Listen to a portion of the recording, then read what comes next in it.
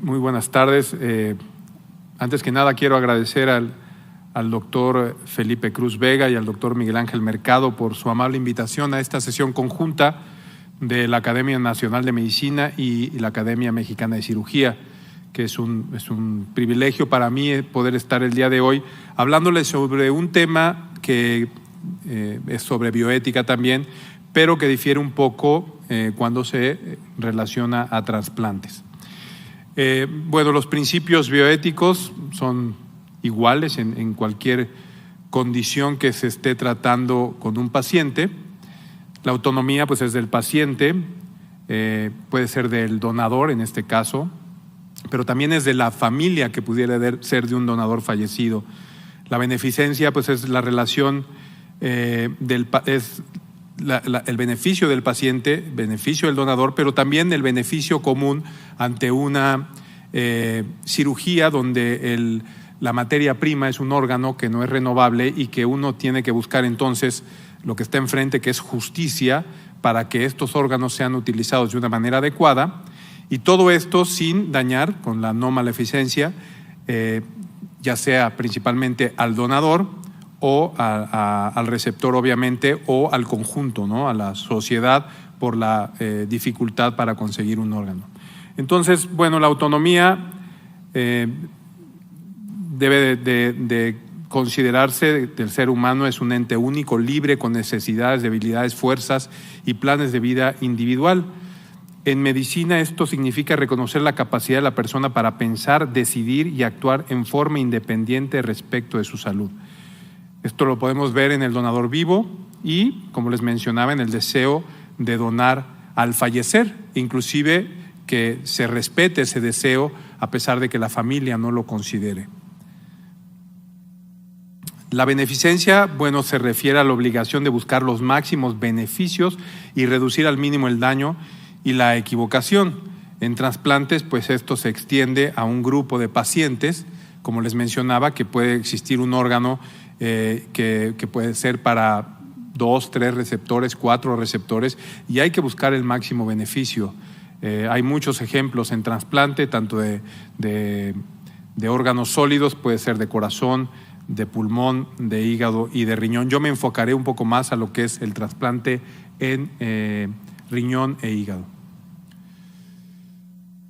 De la no maleficencia, pues es no dañar, evitar riesgos que suponen que pueden causar un daño a la persona, y en trasplantes, pues el que más nos preocupa es el donador, y de esto es el donador vivo, que también tocaré un poco ese tema.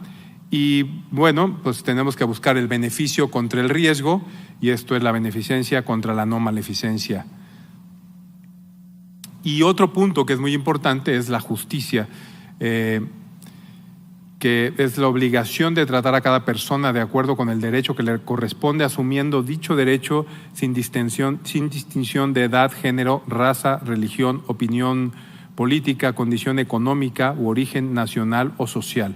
Y esto suena muy bien y pensamos que si tenemos trasplantes en el país, pues estamos teniendo justicia porque los pacientes van a poder trasplantarse.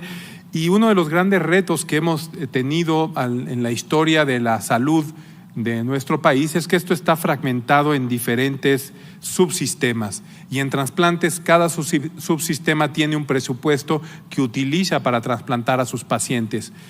Por lo tanto, no es algo homogéneo, y por lo tanto es difícil de que podamos hablar de justicia, como lo vamos a ver más adelante, cuando, por un lado, estas son cifras de América Latina.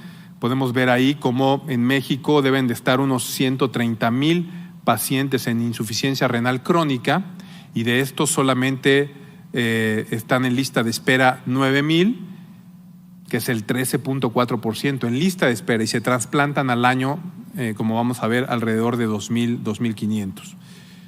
Pasa en otros países, aunque hay porcentajes más altos, porque hay maniobras para buscar justicia, como en Argentina o en Brasil, que si un paciente tiene insuficiencia renal crónica, en 6 meses debe estar valorado por un programa de trasplante renal y no puede eternizarse en terapia sustitutiva. Eso todavía no lo tenemos aquí, por eso menciono que estrictamente hablando en justicia, en bioética, estamos todavía por detrás. Esto es lo que en el histórico de trasplante renal, viendo los números que les muestro, pues sí es un número importante, pero no es suficiente para lo que se requiere.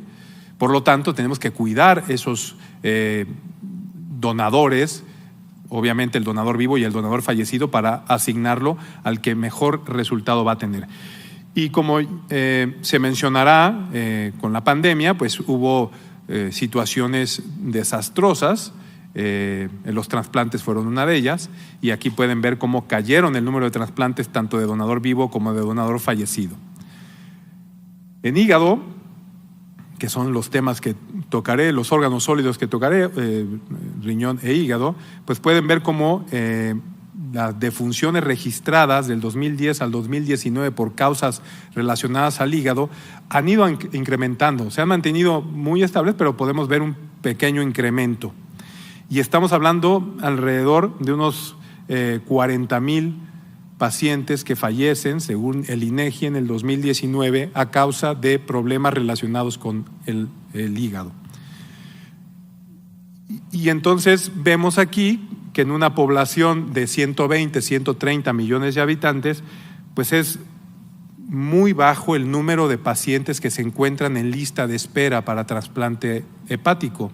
Y esto se ha mantenido por décadas, e inclusive, como pueden ver, en el 2020 y en el 2021 bajó, porque seguramente los que estaban en lista de espera fallecieron muchos de estos pacientes que no se pudieron trasplantar durante la pandemia. Pero nuevamente vemos cómo no hay un acceso a programas de trasplantes en nuestro país, y por lo tanto podemos hablar de que hay trasplantes, pero ¿es realmente justo lo que está ocurriendo? Yo creo que la respuesta es no, y normalmente lo que realizamos es trasplantes de donador fallecido, aunque hay algunos trasplantes, son muy pocos, 10, 11 al año, de donador vivo, y estos normalmente son entre un adulto y un paciente pediátrico. Fíjense cómo estábamos en el 2019 en lo que es trasplante renal de donante vivo. 57% lo hacía la Seguridad Social, 26% lo hacía una institución privada, 17% una institución pública. Esto es antes de la pandemia. Se hacían más trasplantes de donador vivo en instituciones privadas que en instituciones públicas de la Secretaría de Salud. Ahí ya teníamos un problema. Fíjense lo que pasa después, en el 2021, con la pandemia. Los privados se van a un 50 y tantos %, Seguridad Social un 40 y tantos %, y 9% la Secretaría de Salud. O sea, todavía tuvimos una embestida de mayor inequidad, porque si tomamos en cuenta que menos del 5% tiene un seguro de gastos médicos para atenderse a nivel privado, pues entonces ahí vienen otras justificaciones para hacer un trasplante. Con una parte la pone el paciente, otra parte la pone una asociación, y otra parte la pone el gobierno, y cuando se van el paciente se queda ahí, pues en el Seguro Social, si tenía Seguro Social, en donde caiga, porque ya se complicó, y todo eso no lo vemos, o no lo quieren ver algunos, y no nos permite tener justicia en la asignación de órganos y en la atención a los pacientes, en la mayoría de los pacientes. Que no hay ningún problema que sean públicos, privados, pero sí vemos una inequidad. Nuevamente, en el hígado, vemos cómo la Seguridad Social tenía un 43%, los públicos tenían 29%, y ahí estaba muy de la mano con los privados, 28%. Prepandemia, después de la pandemia, la Seguridad Social se fue a 42%, privados 22%, y me parece que son 24% en la pública. Ahí se hizo algo dividido casi en una tercera parte, un poquito más de la Seguridad Social. Pero bueno, son ejemplos de cómo la justicia en trasplantes todavía está por definir. Y entonces tenemos este triángulo de justicia, beneficio, autonomía, y esas líneas, ¿no?, de beneficio, justicia, justicia, autonomía, beneficencia, autonomía. Y esto es lo que nos da el equilibrio, ¿no? Tener este triángulo en equilibrio nos da el beneficio, o pensar que estamos cumpliendo de manera adecuada. Hay principios éticos en donación y trasplantes que ya les mencioné, que tienen los trasplantes como algo específico.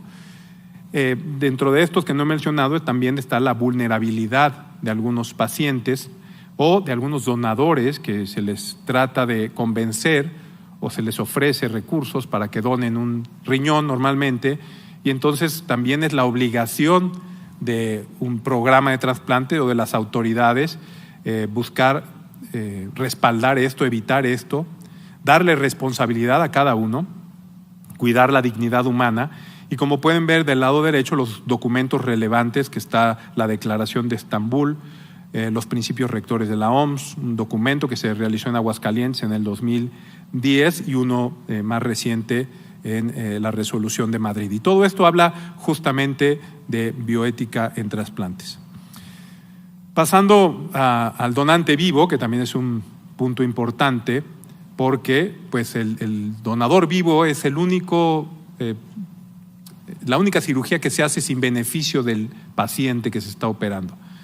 Tiene un beneficio el familiar, tiene un beneficio psicológico, a lo mejor el que dona, pero es un procedimiento donde no va a tener ningún beneficio directo.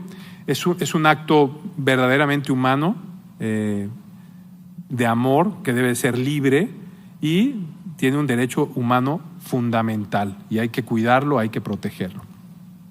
Ciertas consideraciones que hay que hacer con el donador vivo es que tiene que pasar por un proceso donde tanto el donador como el receptor entiendan cuáles son los riesgos y cuáles son los beneficios. Este consentimiento informado debe de ir inclusive desde los estudios que se le van a realizar al donador, ya que en algunas ocasiones pues se han reportado pacientes o donadores que tuvieron insuficiencia renal después de contraste IV para conocer la anatomía de los órganos. Entonces, en este sentido, el proceso de consentimiento va a tener validez moral y tiene que ser informado. Tiene que ser dado por personas competentes completamente ajenas a los que van a realizar el trasplante. Yo como cirujano de trasplantes no puedo decirle al donador que firme el consentimiento, que todo va a estar muy bien. Tiene que ser alguien entrenado con la capacidad para explicarle cuáles van a ser sus riesgos y cuáles van a ser los beneficios reales de ese receptor, porque puede ser que se utilice el donador vivo en unas indicaciones con controversia. Pero tienes autonomía, ¿no? Y de esta autonomía pues también tenemos que respetarla, y porque el paciente tiene derecho a donar si es lo que quiere. La pregunta es, ¿qué limitaciones tienen los médicos para emitir un juicio en nombre de un donante? Pues no la tenemos. Debemos de darle la información, y si la indicación no es adecuada como médico, entonces sí la podemos quitar. El beneficio pues ya lo hemos mencionado, cuáles son los motivos para proceder con el trasplante de donador vivo, cómo se aseguran los equipos de trasplantes que se optimicen los resultados del receptor, la equidad. Este trasplante se debe de hacer de donador vivo, no hay donador fallecido, no se puede hacer un hígado dividido, y eso también nos habla de buscar otras opciones o conocer exactamente cuáles son las condiciones en el lugar donde se van a realizar los trasplantes. En unos sitios en el mundo no hay prácticamente donador fallecido, y el donador vivo, como en Asia, es muy importante, y en otras partes como en Occidente es algo que se agrega, pero no debe de ser utilizado como algo indispensable para hacer trasplantes. Y la no maleficencia pues es obviamente el evitar dañar a este donador, que desafortunadamente tanto en riñón como en hígado, pero de manera más importante en hígado, pues se han presentado muertes en los donadores, y esto también lo tiene que conocer el que va a donar. Tiene que conocer de qué porcentaje se está hablando. Más o menos estamos hablando que si se utiliza el lóbulo derecho, la mortalidad es del 0.5%. Si se utiliza el lóbulo izquierdo, la mortalidad baja al 0.1%. Por lo tanto, el donador vivo entre adulto y pediátrico puede ser muy adecuado, porque es un porcentaje menor de volumen hepático que se está resecando, y es difícil encontrar de pacientes pediátricos un donador. Como les mostraré, es un triángulo de equidad bastante bueno. Obviamente las ventajas del donante vivo son para el receptor, ¿no? Porque hablamos, ¿cuáles son las ventajas del donador vivo? Aquí las tienen ustedes enunciadas, pero estas son ventajas para el receptor. El donador se está sometiendo a una cirugía ultramayor donde se le quita a veces el 60-65% del hígado. Como les mencionaba, pues en Estados Unidos el donador vivo tiene su papel, pero es mucho más importante el donador fallecido. Yo creo que en nuestro país tenemos por ahora, con esa lista de espera de 250, 300 pacientes, que pensar en el donador vivo adulto pediátrico, y entre adulto a adulto me cuestiono. Hay ciertas condiciones donde el MEL puede ser bajo y entonces no se le asigna, aunque tampoco en este país por obligación tenemos que utilizar el MEL. Cada instituto o cada hospital decide a quién va a trasplantar con sus criterios. No es por ley que el MEL se utilice. Ahí nuevamente hablamos de justicia. ¿Cómo los asignamos, ¿no? Hay pacientes que tienen colestasis grave y prurito recurrente, con encefalopatías severas que no lo refleja el MEL, o ascitis refractaria importante, o caquexia, hepatocarcinomas fuera de criterios de Milán o de San Francisco, que insisten los familiares que saben que no va a sobrevivir más de 3 años, pero prefieren eso que fallezca antes de ese tiempo. Entonces, todo esto pudiera ser posibles indicaciones del donador vivo que no se contempla en el donador fallecido. Para terminar, pues bueno, este triángulo que les mencionaba de bioética, pues pasándolo a los resultados del receptor con la seguridad del donador y la necesidad, también tiene que ser un triángulo equilátero, y esto le dará la mayor solidez al trasplante de donador vivo. Cuando estos puntos, uno se acorta y otros se alargan, pues entonces se provoca tensión y los resultados no son tan adecuados. Como es los más importantes son la seguridad del donador y los resultados. Los modelos en pacientes pediátricos, como les mencionaba, el donador normalmente es la mamá o el papá. La morbimortalidad del donador es mucho menor, poca preocupación en el tamaño del injerto. La principal indicación es atresia de vías biliares, no recurre la enfermedad y los resultados son igual o mejores que en donador fallecido. La lista de espera se reduce dramáticamente. Entonces, el trasplante hepático de un adulto a un pediátrico crece ese triángulo, pero sigue siendo muy buena. Cuando es entre un donador adulto, que con una escasez de órganos como es en Asia y pudiera ser en México, cuando incrementaran los pacientes en lista de espera, pues la seguridad del donador se acorta, los resultados se pueden acortar y esto le da cierta tensión, al igual que si utilizamos órganos para criterios extendidos para otras condiciones.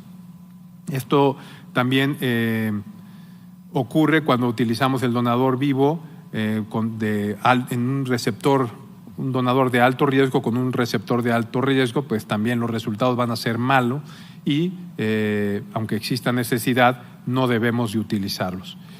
Esto es lo que ocurre cuando se utiliza el lóbulo izquierdo en un donador con un MEL bajo, que pudiera estar dentro de criterios, un hepatocarcinoma dentro de criterios de Milán, pues la seguridad es muy buena, la necesidad ahí está y los resultados también son buenos. En conclusión, la ética en trasplantes es indispensable y requiere de conocimiento y comprensión cabal en cada programa para la protección del donante y del receptor con respecto a los riesgos y beneficios. La comunicación abierta aumenta la comprensión de los donantes y de los receptores sobre riesgos y beneficios. En nuestro país falta consolidar leyes y asignar un presupuesto específico para poder verdaderamente contar con justicia en los trasplantes. El acceso a un programa de trasplantes de órganos sólidos en nuestro país es todavía muy deficiente. El donador vivo es una opción con grandes dilemas éticos y no es la respuesta absoluta en nuestro país, pero pareciera que el trasplante entre un adulto y un paciente pediátrico es un adecuado modelo, tomando en cuenta el riesgo-beneficio. Muchas gracias.